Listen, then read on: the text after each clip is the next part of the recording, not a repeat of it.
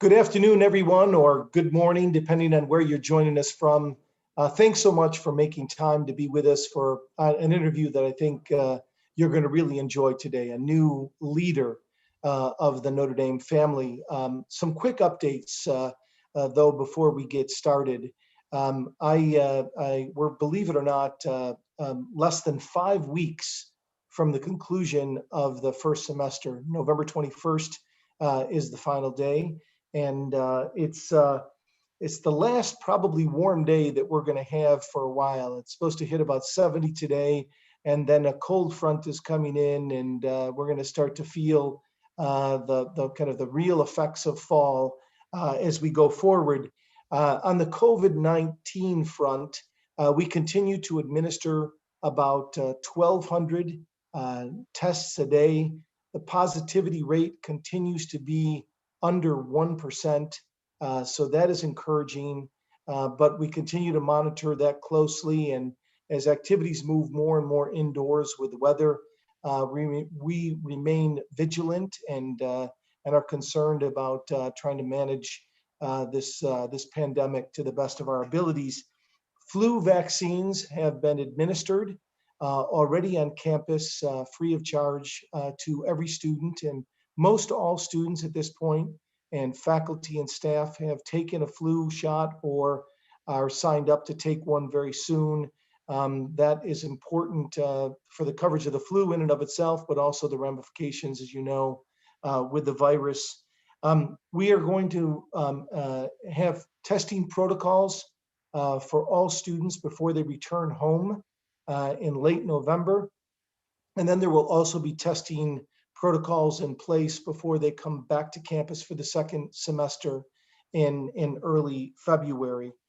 We continue to monitor and provide outreach for students who are grappling with anxiety, depression, isolation, the mental health and welfare of our students, and our concerns about that remain paramount as we move into the final weeks of the semester. I want to say just a few words, if I could, about something that's probably on many of your minds. We are living, as all of you know, in incredibly turbulent times, politically and otherwise. Emotions are raw, stakes are high, especially with the upcoming elections, the Supreme Court nomination process. People have very passionate views, both ends of the spectrum. Perhaps it's not been since the late 60s and early 70s that debate in our nation has been so rancorous and so divisive as it is to this day. And we certainly are feeling the effects here at Notre Dame. If you look back to the comments from our beloved coach Lou Holtz at the Republican National Convention, we certainly got a lot of fallout from people who were upset about what he had to say and those who were upset about Father John's comments afterwards. So again, both ends of the spectrum. More recently, Father John's and other faculty members' visits to the Rose Garden in support of the nomination of Professor and alumna Amy Comey Barrett to be nominated for the Supreme Court drew both support and passionate negative response as well. And now we're going through the hearing process, and a letter that a small number of faculty wrote challenging Amy's nomination has also drew a lot of emotional response. So we're getting it from all sides. And all I would say is this, is that we make mistakes. We don't handle in these trying times everything perfectly. I believe that when we make mistakes, and Father John has led us along this line, we try to ask for forgiveness and try to move forward. We are trying to not be partisan. And as such, if you were on my receiving end, especially, and I think many of us here at the university you would feel that the good news is that people that lean more to the left and those that lean more to the right are equally upset with us over different issues and at different times. And we're just trying to remain true to the values and ideals of Notre Dame.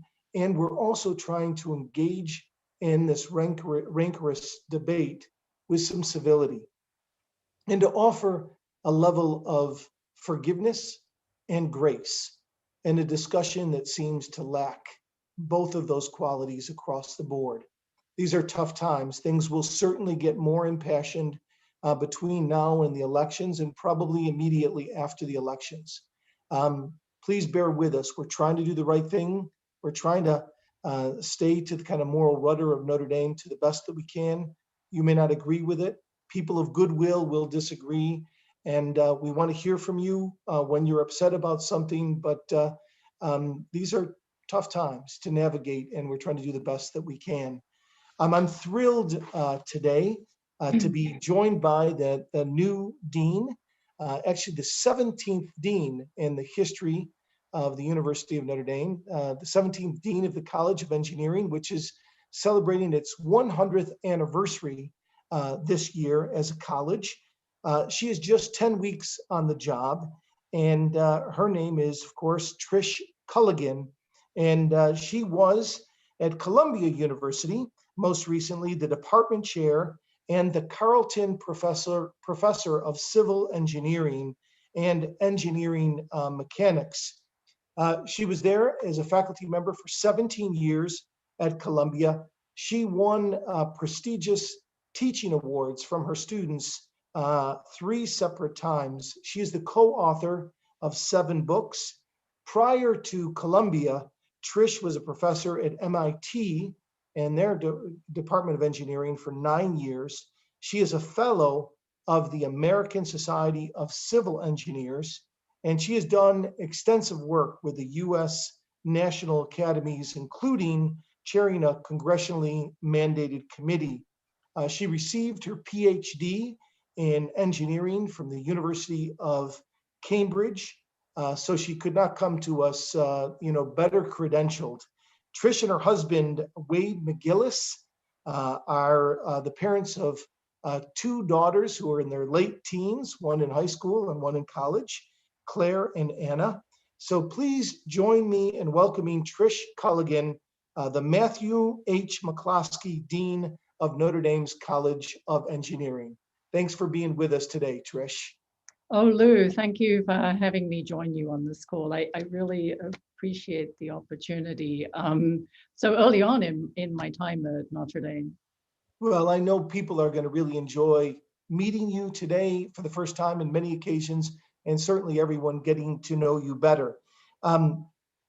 One of the things that you talked about early on and you highlighted in your background is your parents' commitment to education. That education is something that can never be taken away from you. Your parents instilled in you and your 4 siblings growing up.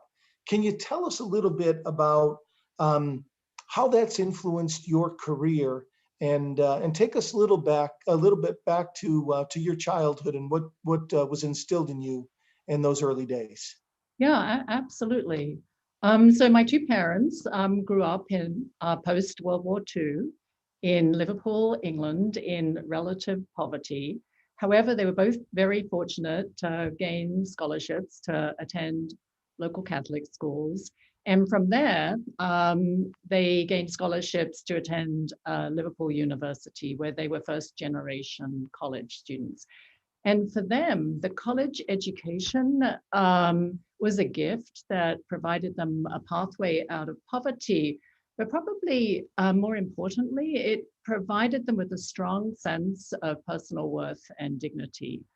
So the mantra, like, no one can take your education away from you, was actually a fixture at the dinner table for myself, my 2 brothers, and my 2 sisters.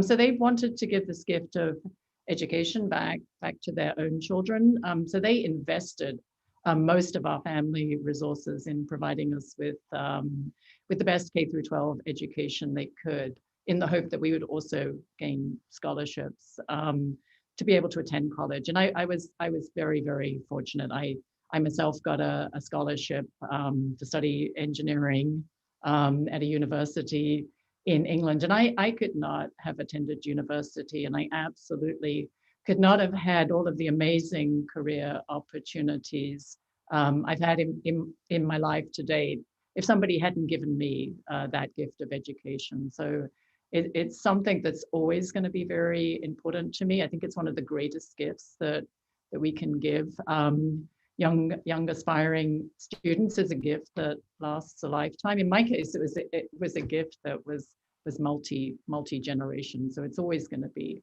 a priority to me to ensure, that our own students at Notre Dame are given that gift if they need it. Yeah.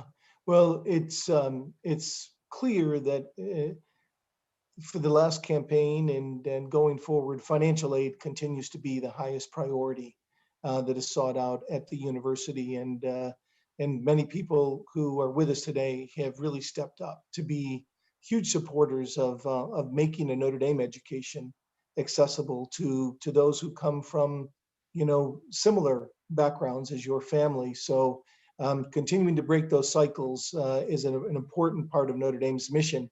But tell us a little bit about your passion for civil engineering. Where did that come from, and when did that emanate as something that you knew you were really called to? Yeah, that's an interesting backstory to that, Lou. So I've always been fascinated by people. Not just individual people, but how people get together and they form communities, they form societies, they form grand civilizations. And when you look back at what enabled people to form place-based communities, they're communities that are non-nomadic and can eventually translate into civilizations. It was the ancient engineers of centuries ago that enabled this. I mean, they brought water to people, so people didn't have to go out and fetch water themselves. That enabled people to grow food, to raise animals. They built shelters for people to live in. They built community gathering places, roads. They fortified communities so people felt safe in one place. So when I was finishing high school and I was wanting to combine my passion and interest in people with my love of STEM, I decided that I wanted to be an engineer that would advance civilization. And so I assumed that was a civil engineer. Why wouldn't you?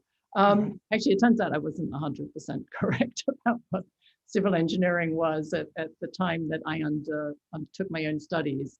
But I was 100% correct about the role that engineers have. They do, and they will continue to shape the world in which we all live, and that's not just the physical world of infrastructure and its connection with the natural environment.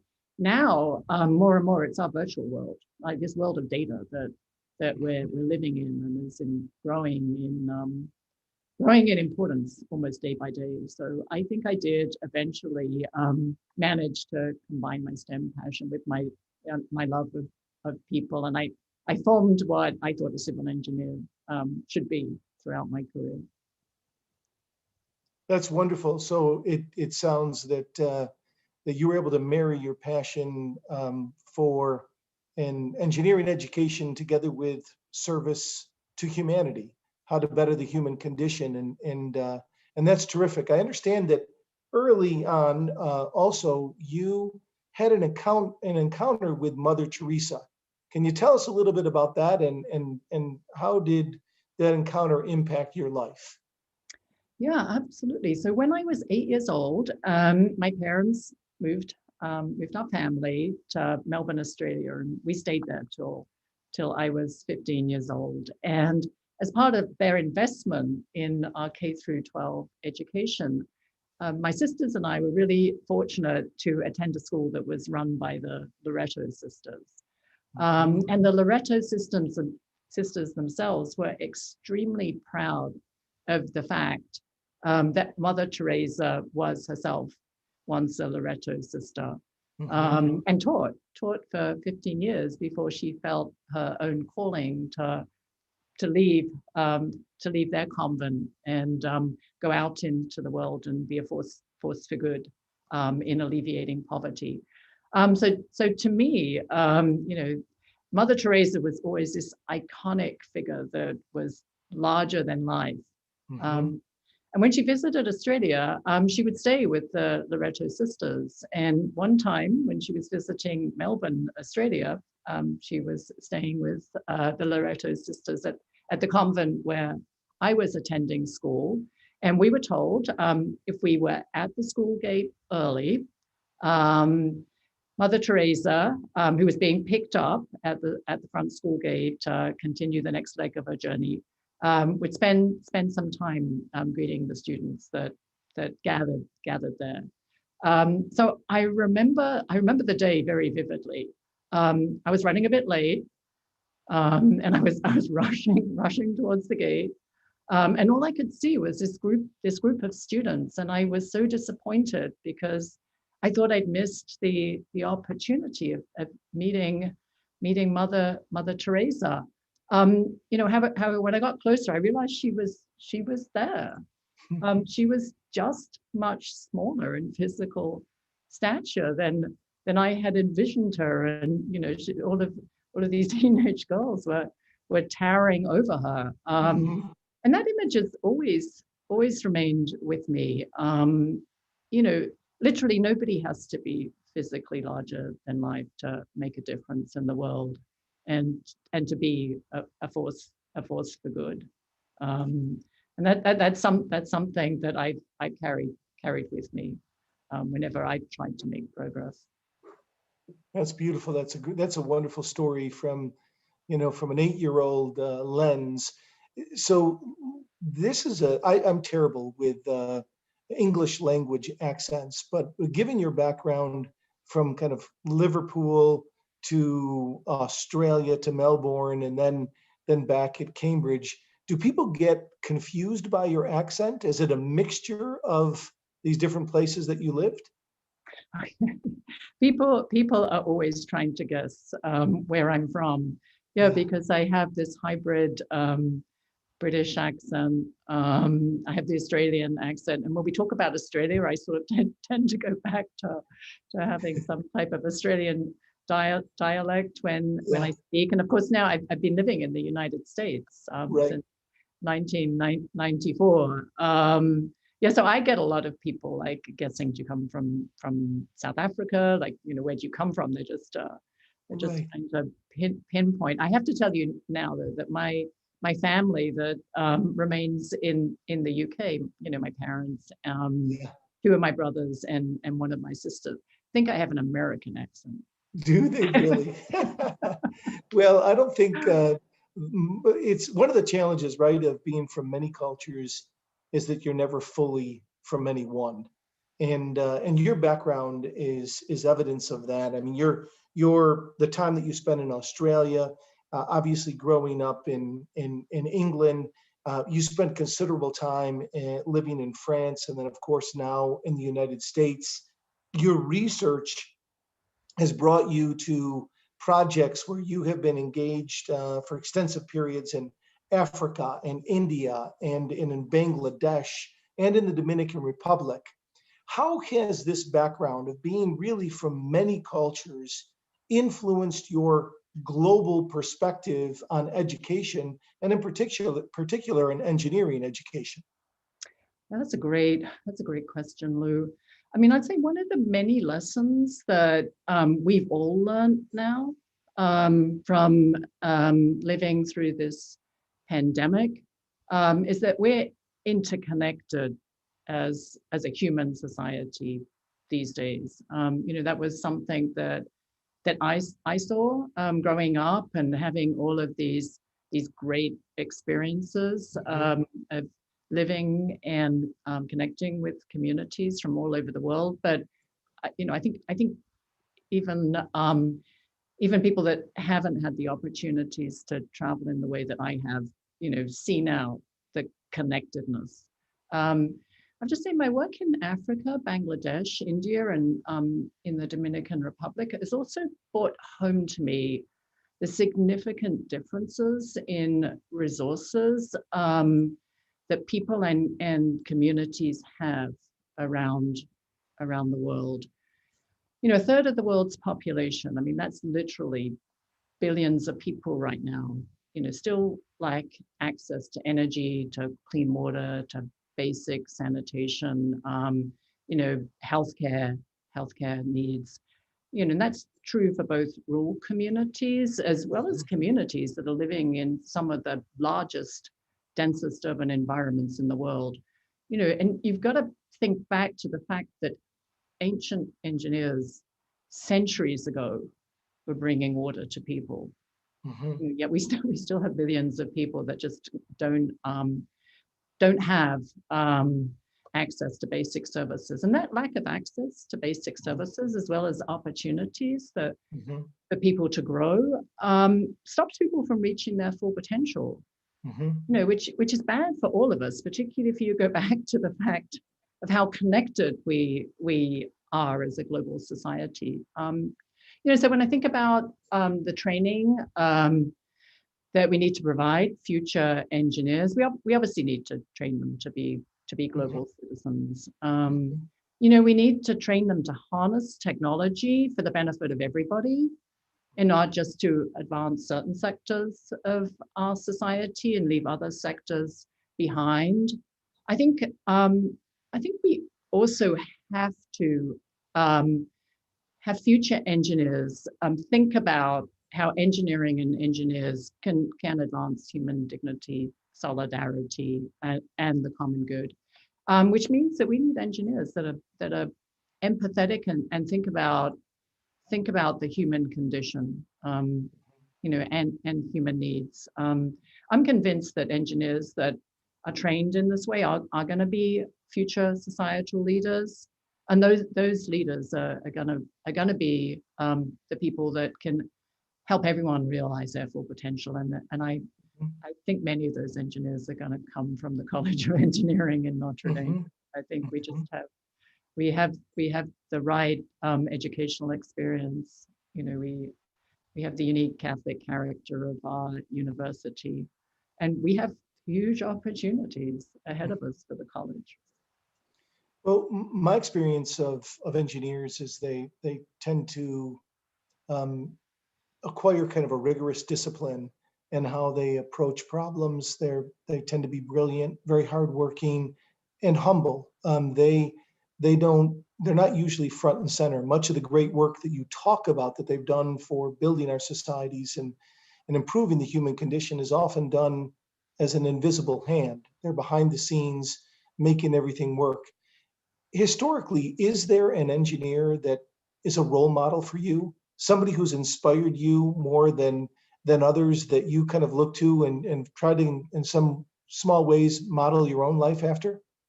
I mean, I can give you an example of an engineer that's inspired me. I cannot tell you that I am in any way close to achieving what this engineer achieved in the world, and it's Leonardo da Vinci. So Leonardo da Vinci had the title Ingénieur General, the ingenious one.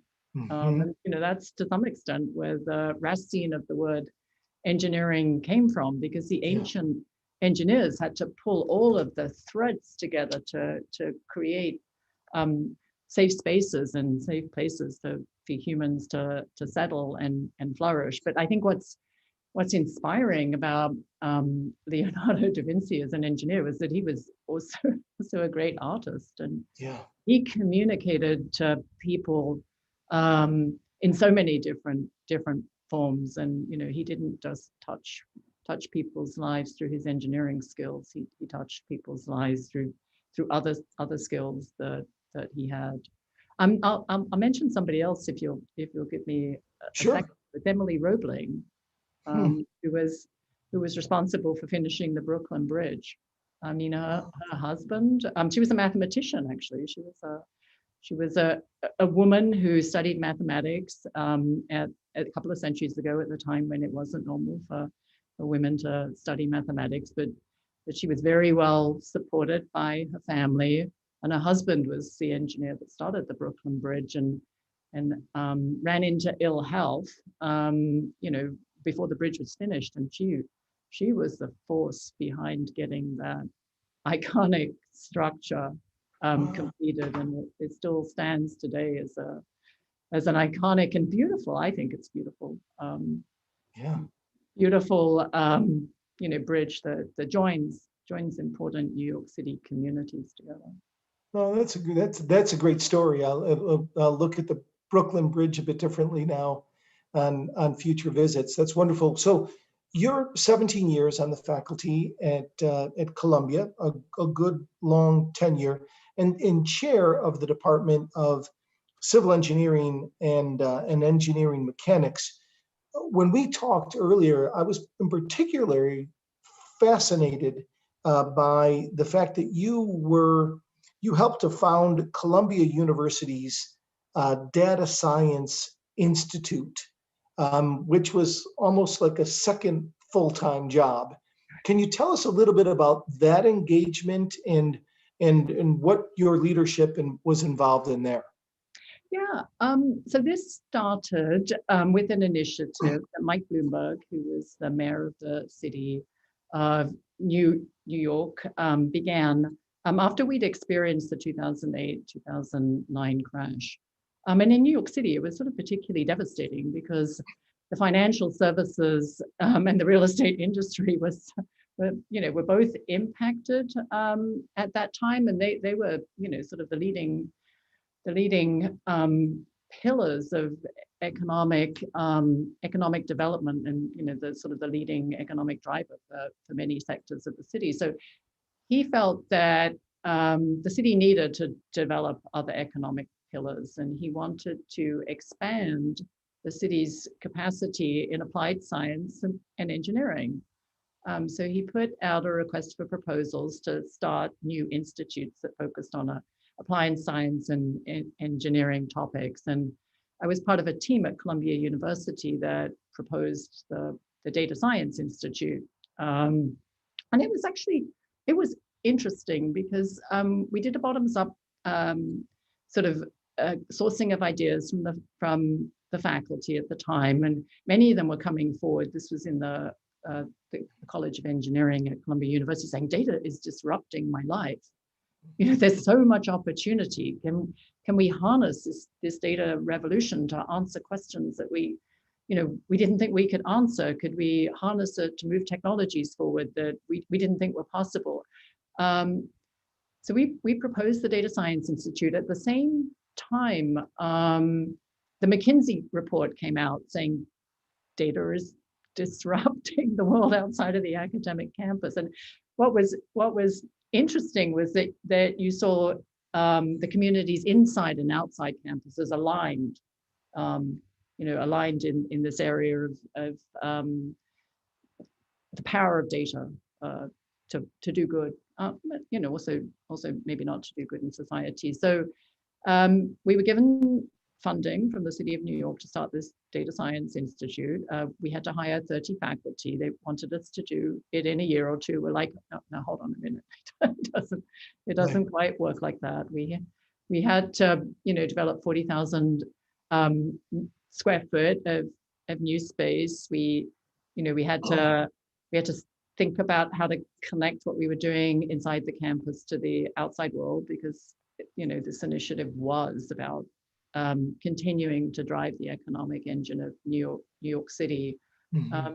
So we began through the College of Engineering, and suddenly, like, everybody across the entire university came out, from those engaged in nursing to history to social work, saying data is disrupting my life too.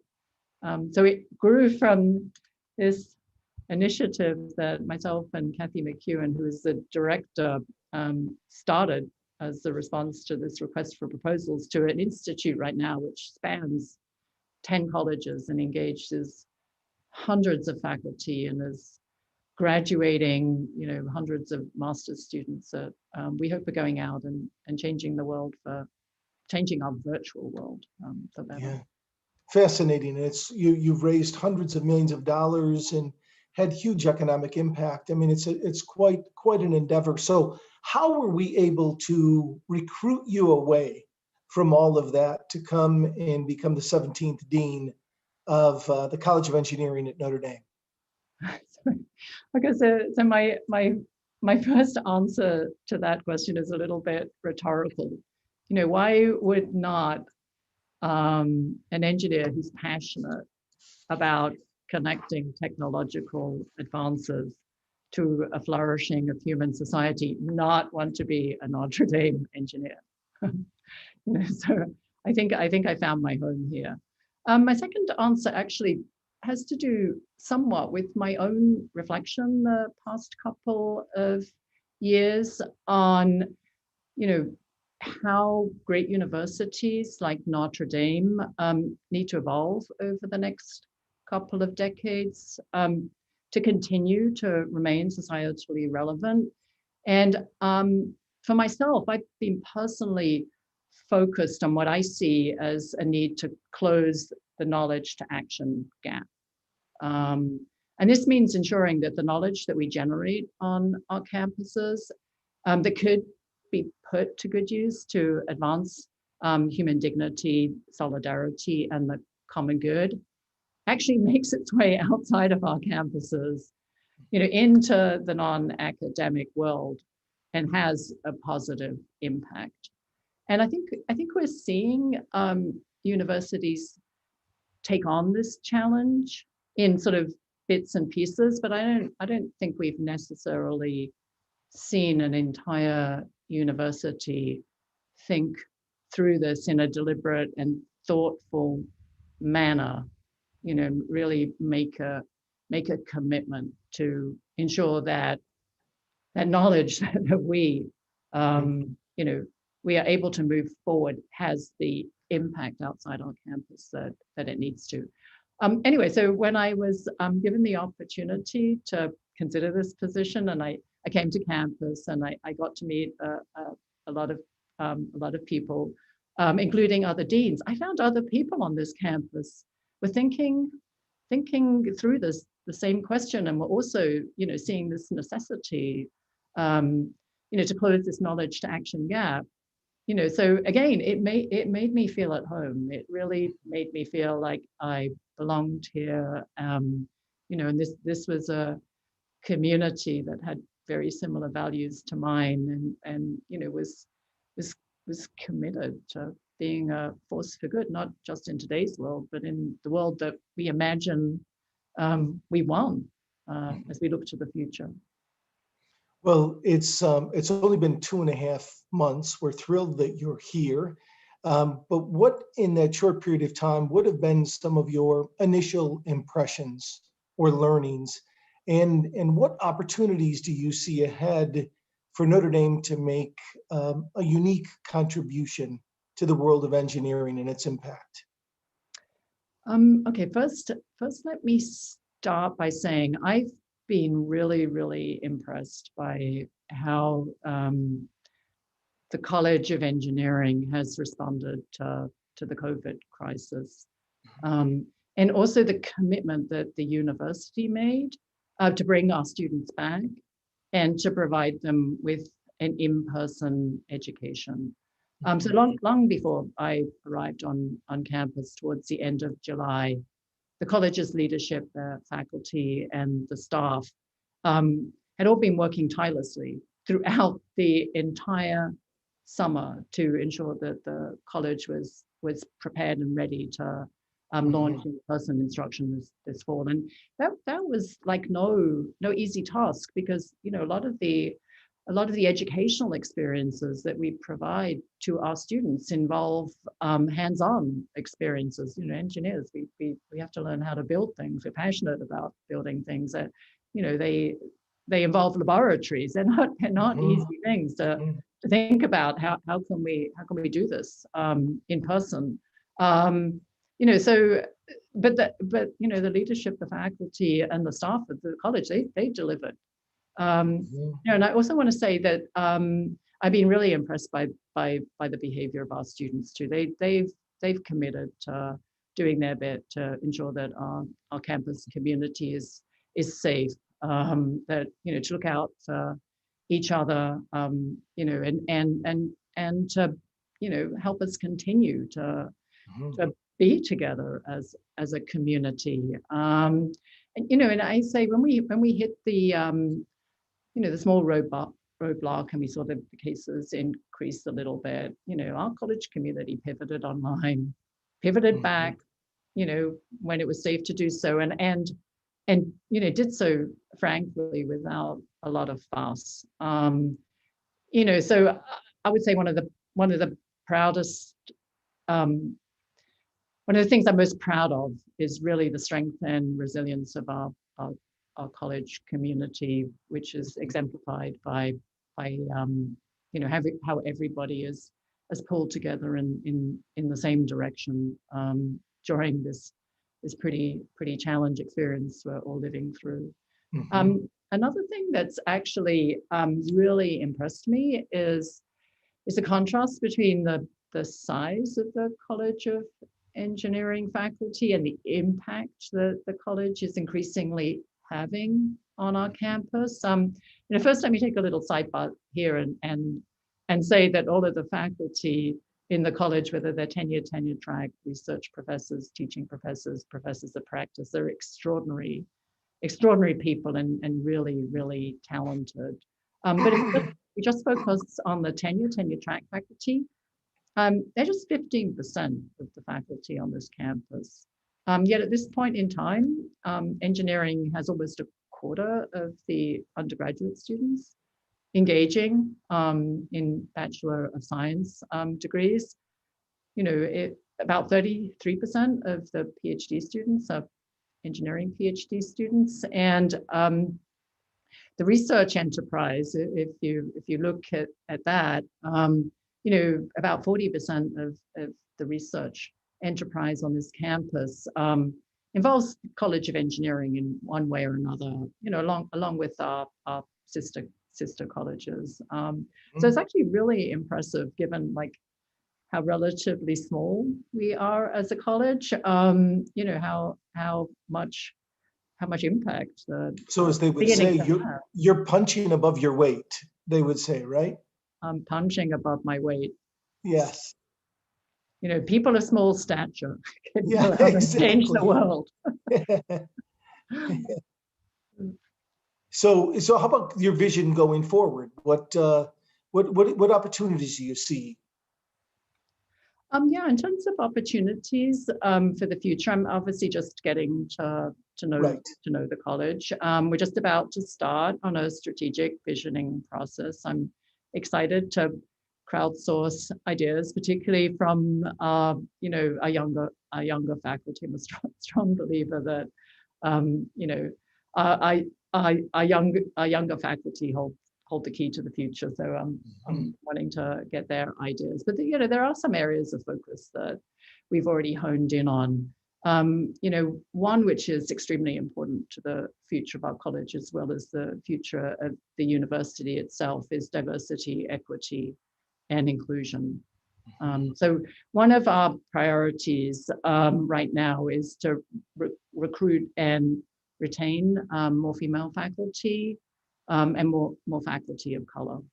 You know, we also need to be able to attract more students of color, both at the undergraduate and the graduate level. You know, a diverse college of engineering is a strong college of engineering, and it's an innovative college of engineering.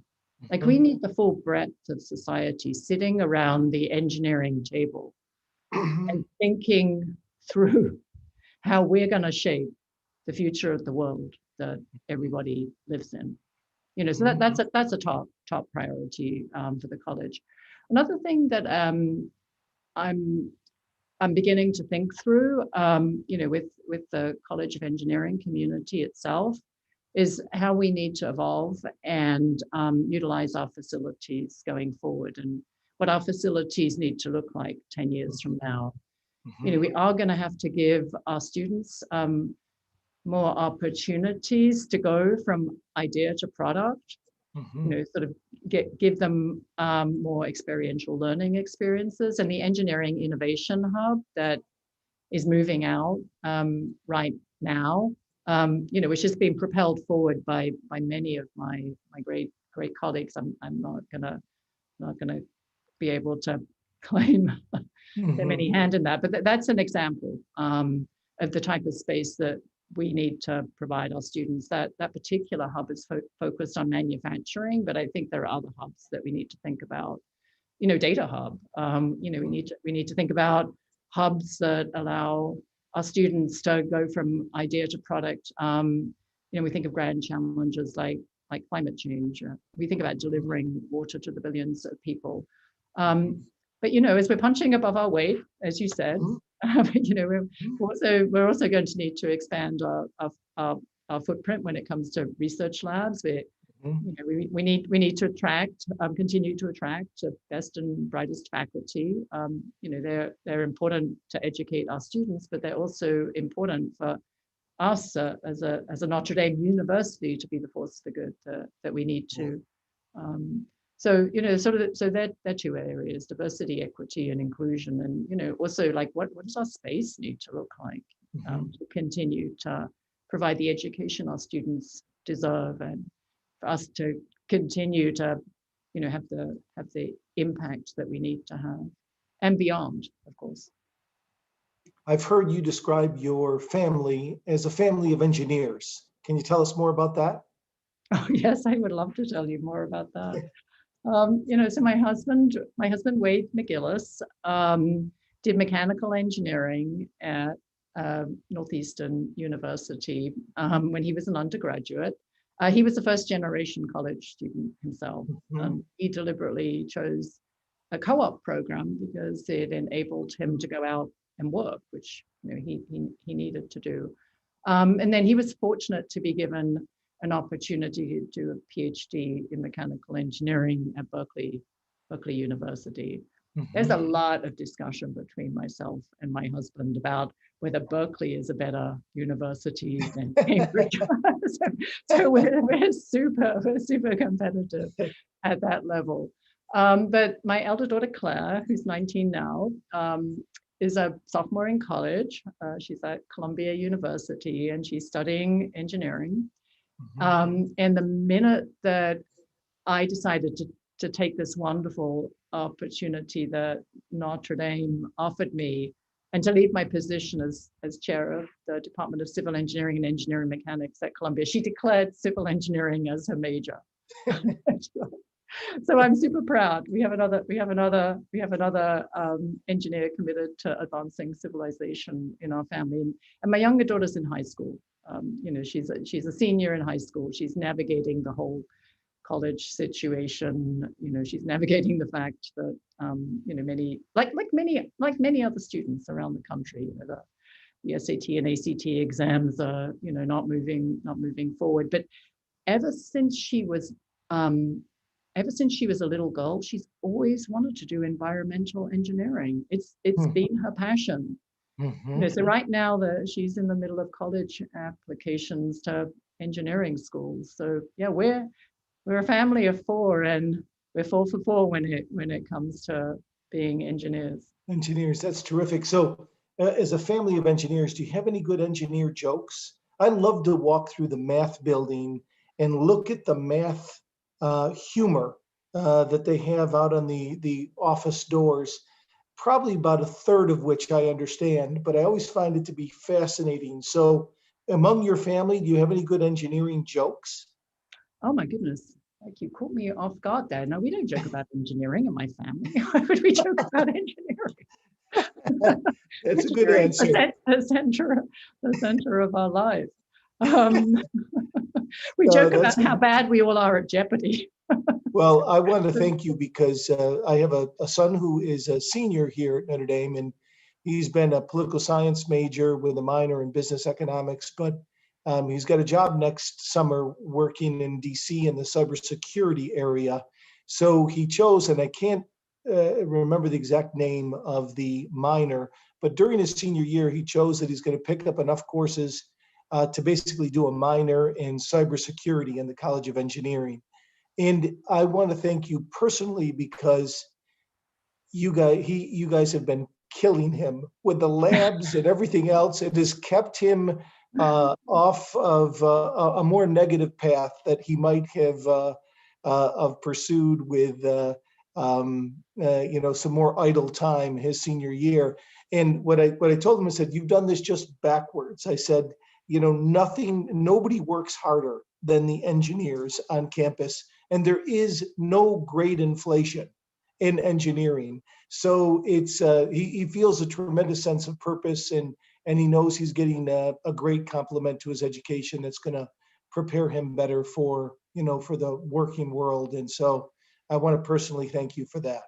Any closing thoughts or parting words that you'd like to share, Trish? Yeah, no, I just like to thank you for the opportunity to have this conversation. I'd also like to thank everybody that's on this call that is, so generously supported the growth of the College of Engineering, who has generously given the gift of education. I want to personally thank them for their support, and I want to say that I'm looking forward to working with you, Lou, on how to take the College of Engineering to the next level, because I think we have great opportunities ahead of us, and I'm so proud to be able to call myself a Notre Dame engineer, and I'm looking forward to many years of being a Notre Dame engineer. Well, we're thrilled to have you here, Trish. Thank you for this time today.